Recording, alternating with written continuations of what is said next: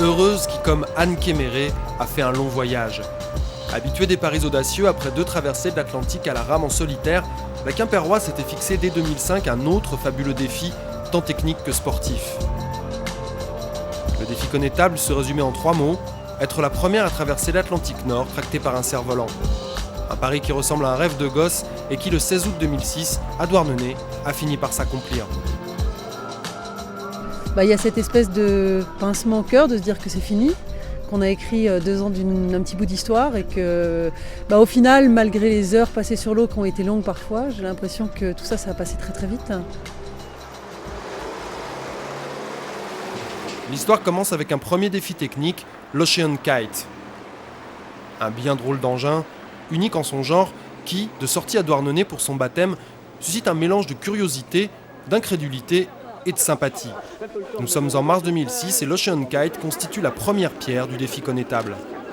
Tu tapes très fort, tu tapes sec. Marc Ginisty, qui est l'architecte, a eu cette idée de mettre un kite autrement que sur un surf pour emmener l'aile de kite au-delà des océans. On s'est laissé prendre au jeu et la boule de neige a été très vite une très grosse boule de neige.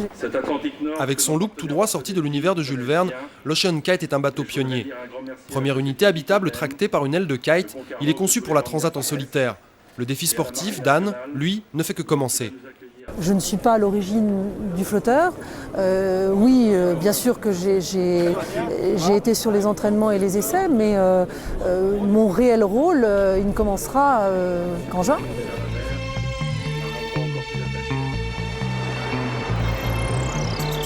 Juin 2006, changement de décor. Nous sommes à New York, c'est à quelques encablures du centre de la ville, sur les pontons d'Atlantic Island, qu'Anne et Marc Ginisty s'activent sur les préparatifs du départ. C'est l'heure de faire l'inventaire et le tour du propriétaire. Bon, bienvenue chez moi, dans mon home sweet home. Ici, toute la partie, le compas, le pilote électrique, le GPS. Donc la bannette pour les moments de repos, et puis donc sur le tribord, la kitchenette. Et puis voilà, ça s'arrête là en gros, hein. C'est relativement simple la cabine. Exigu même, un mètre cube habitable dans lequel il va falloir vivre des semaines en mer. Autant rallier l'Europe au plus vite. Anne reporte plusieurs fois son départ dans l'attente d'une météo favorable, mais c'est le 18 juin 2006 qu'une embellie lui ouvre enfin la voie de l'Atlantique. Tractée jusqu'à la ligne de départ du phare d'Ambrose, la Quimpéroise va ensuite voler de ses propres ailes. Elle met le cap sur la Bretagne et se donne 5 à 6 semaines pour couper la ligne d'arrivée Lizard-Ouessant. L'aventure, la vraie, peut commencer. Anne, sur son Ocean Kite, se sent enfin pousser des ailes. C'est comme du char à voile, c'est comme du kart, qu'on est assis vraiment sur l'eau. Donc il y a une sensation et de puissance, de légèreté et de voler vraiment au-dessus de l'eau. Mais l'euphorie est de courte durée et cède brutalement la place à l'inquiétude. Une menace sournoise rôde en effet en permanence sur les routes de l'Atlantique Nord. Je me suis retrouvée assez vite sur des routes de trafic très très intenses de cargo. Je me suis demandé par moments si le transpondeur de radar fonctionnait vraiment. C'est vrai que ça a été vraiment la plus grosse frayeur du voyage, les cargos. Le sort s'acharne. Après les cargos, c'est la météo qui pose problème. Le vent faiblit alors que l'aile ne décolle qu'à partir de 8 nœuds et c'est bientôt le calme plat. Des jours durant, son attelage refuse obstinément de décoller. Le défi connétable commence à virer chemin de croix.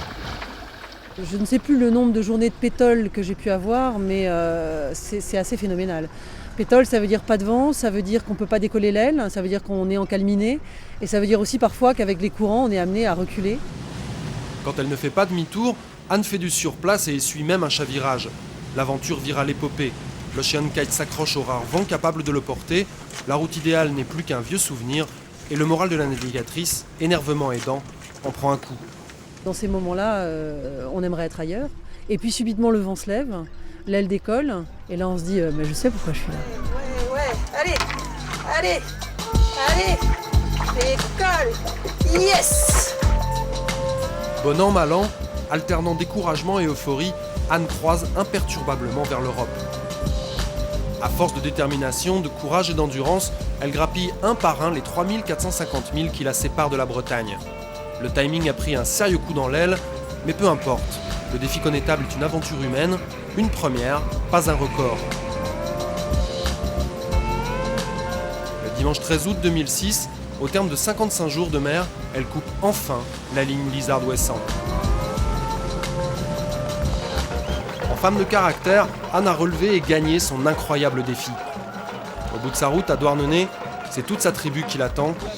Anne retrouve les siens et bien d'autres encore venus saluer son exploit et dire bravo et merci à l'enfant du pays. C'était la première à le faire. Une femme, on en a 350 dans l'usine, donc ça peut être un peu un moteur pour tout le monde, quoi, de courage et de ténacité. Courage, ténacité, des valeurs chères à Anne Kéméré que le défi connétable tenait à perpétuer. Au terme de son voyage, Anne revient plus forte et pleine d'humanité.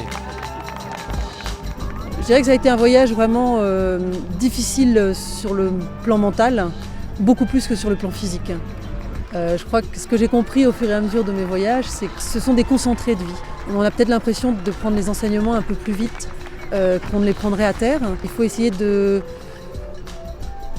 de grandir à chaque fois de ce genre de voyage, mais comme on grandirait dans la vie. Le défi connétable a sans doute permis à Anne de grandir un peu plus, même si, pour être la première femme à traverser l'Atlantique en cerf-volant, il faut bien avoir gardé un peu de son âme d'enfant.